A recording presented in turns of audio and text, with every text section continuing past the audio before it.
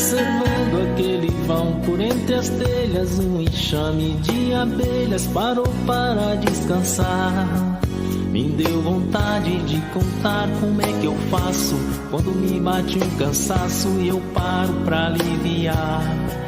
Tão diferente das abelhas pequeninas descansando lá em cima, eu prefiro aqui no chão, olhando o céu por entre as folhas que balançam. É o velho problema agora que aparece essa notícia aqui, ó. Como resolver o problema da diversidade do mel de abelhas nativas. É a coisa que começou desde aquela questão do Respo antigo, né? Que simplesmente tinha um padrão do mel da Apis mellifera e o mel das abelhas sem ferrão não se enquadra. Nenhum deles, né?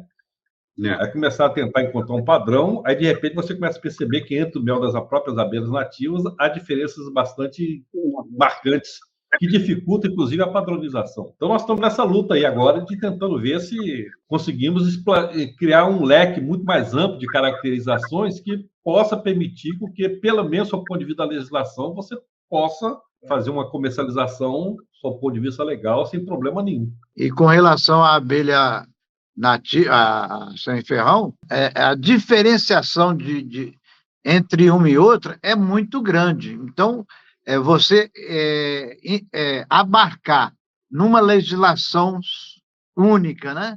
Essas diferenças vai ser um ponto difícil de chegar, mas tem que buscar esse momento, porque vamos fazer um paralelo com a Apis.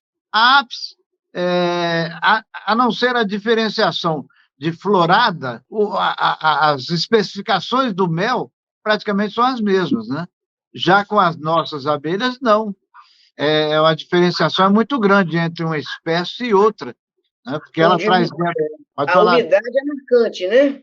Pois é, a diferença... Então, você conseguir botar isso na legislação, tipo, que da Apis diz o seguinte, X de percentual de umidade, X de tal, e tal de glicose e tal, é um parâmetro fácil de você aferir.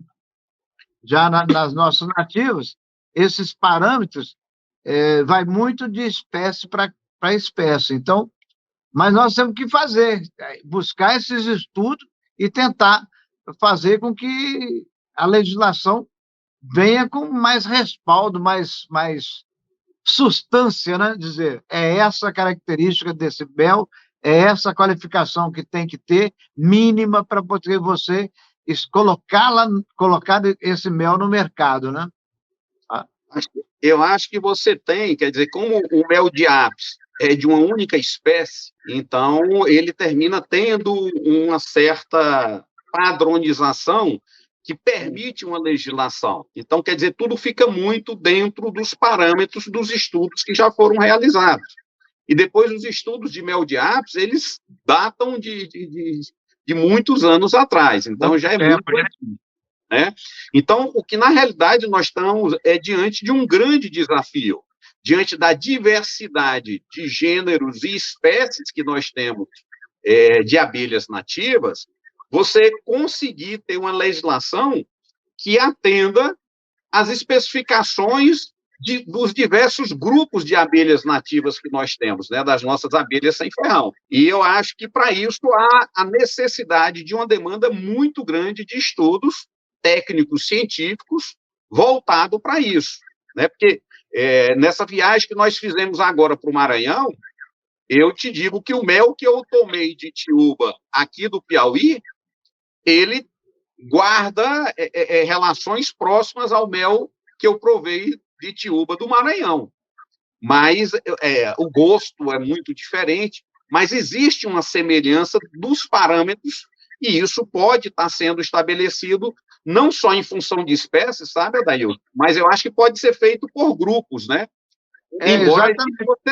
Embora você tenha, por exemplo, o mel de Itiúba, que é uma melípona, ele tem diferenças do mel de Mandaçaia, que também é melípona, né? Está dentro do mesmo grupo, mas aí você começa a ter algumas diferenças. Mas buscar uma alternativa que você tenha os parâmetros mínimos que atendam o público maior. E aí você tem a legislação que proteja o consumidor de fraude.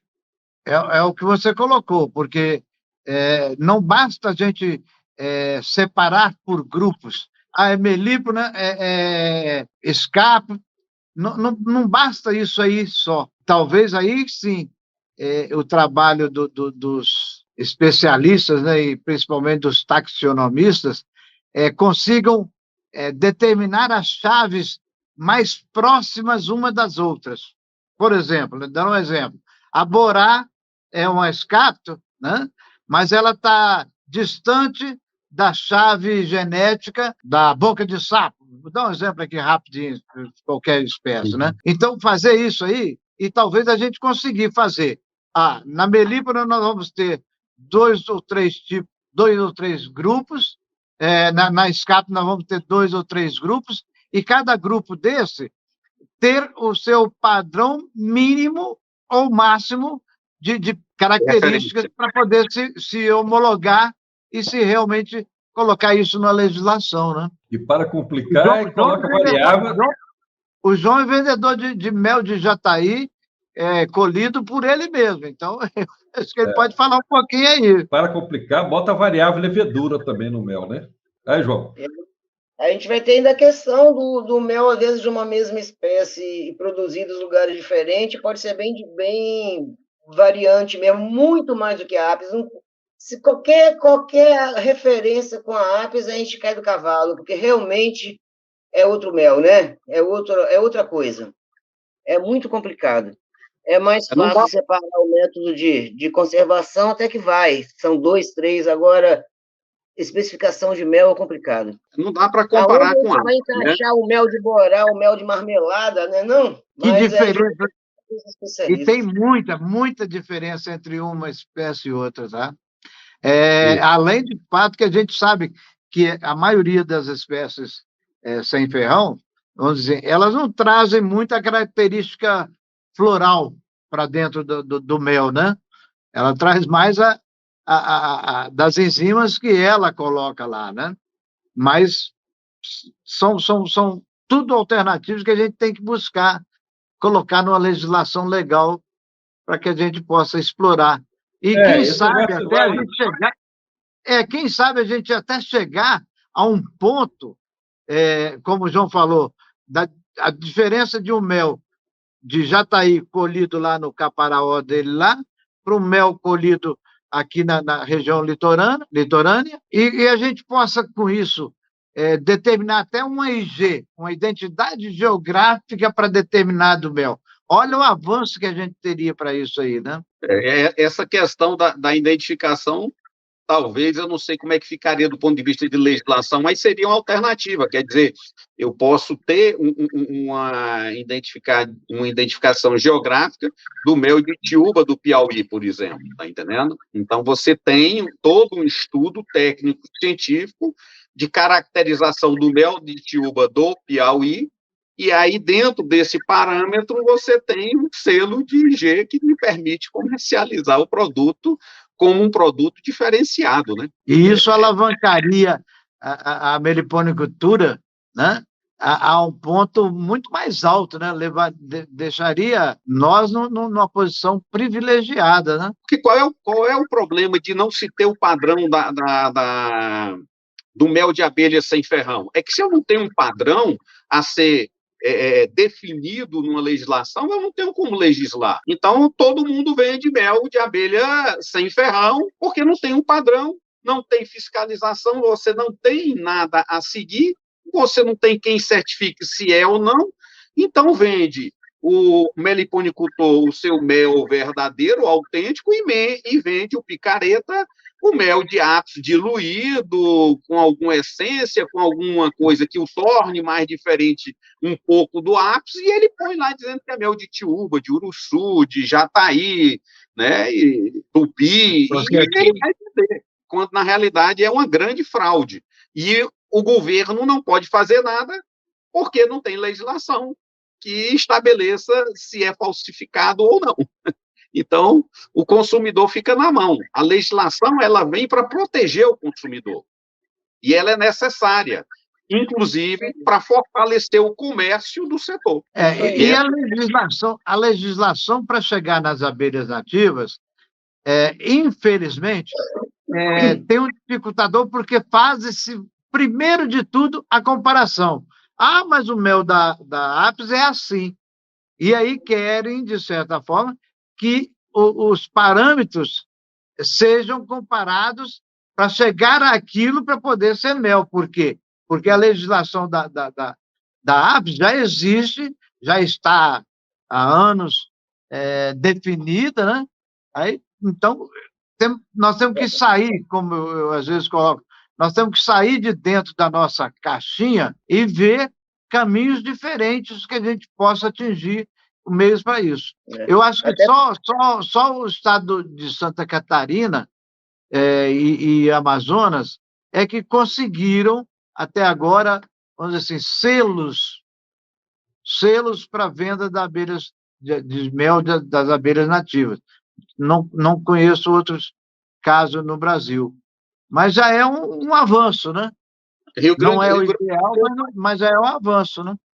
Rio Grande do Sul, você tem CIF para mel de abelha sem ferrão já registrado no mapa, mas com base em estudos caracterizando o mel, eu não sei, não lembro qual é a abelha, mas já tem a liberação de CIF para mel de melípona de uma determinada abelha, né? Não só para o mel, mas também para o extrato de própolis, mas sempre tomando um pouco como base a questão da Apis. Mas não dá para você liberar o CIF de mel de abelha nativa com base na Apis, está entendendo? Porque não bate. Longe disso, né? Não bate. Mas os CIFs que aparecidos aí, os CIFs que aparecidos aí, vem exatamente do pessoal que cria Apis. Facilita muito eles obterem um CIF, porque praticamente pega esse modelo todo que já foi feito para Apis. É gente que já tem, inclusive, CIFs de Apis. Também não conheço quem tem a CIF de abelha sem ferrão e que só trabalha com abelha sem ferrão. Eles ainda se projeta muito na caracterização da legislação da Apis. A justificativa é essa, porque a questão do CIF, do Serviço de Inspeção Federal, ele bate muito na questão higiênico-sanitária, né?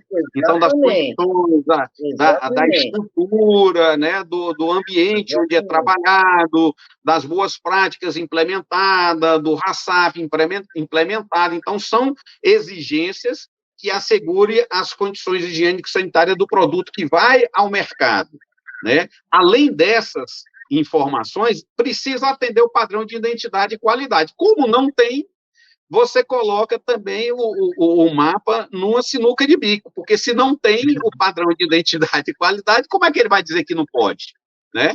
Que é ilegal, tá certo? E, então, assim, eu não sei direito o processo como se deu no Rio Grande do Sul, mas eu vi o CIF, o número de R de estabelecimento de abelhas sem ferrão. Tá? Não sei como é que foi tecnicamente elucidado isso, mas vamos torcer para que a gente consiga evoluir um pouco mais em 2023. Observando aquele vão por entre as telhas, um enxame de abelhas parou para descansar. Me deu vontade de contar como é que eu faço quando me bate um cansaço e eu paro para aliviar.